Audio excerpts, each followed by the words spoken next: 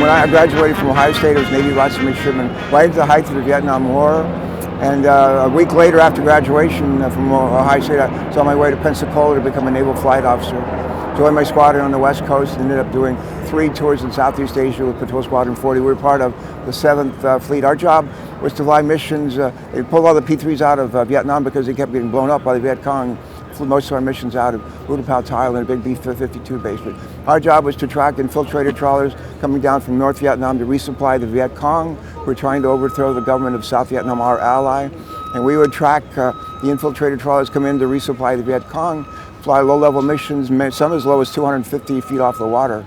And we would turn the infiltrator trawlers from North Vietnam over to U.S. swift boats, one of whom was commanded by John Kerry. John Kerry and I literally worked together with me and my airplane, a P-3 crew, and John Kerry and his crew in a Navy swift boats to try to stop the infiltrators from coming in and resupplying the Viet Cong. So that partnership carries over to this day.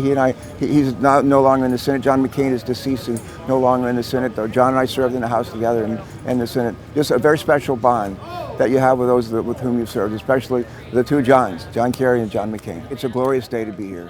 It's bittersweet when those of us who served in Southeast Asia during the Vietnam War came home not much of a welcome, and for a long, long time, not much of a homecoming.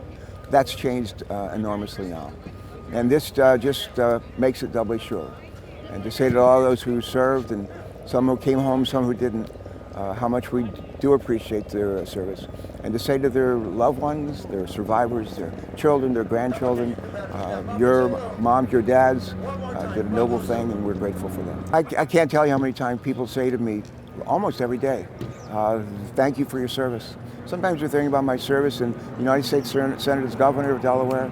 A lot of times it's a service that I've served with my country. USS Delaware is the most modern fast attack nuclear submarine in the world.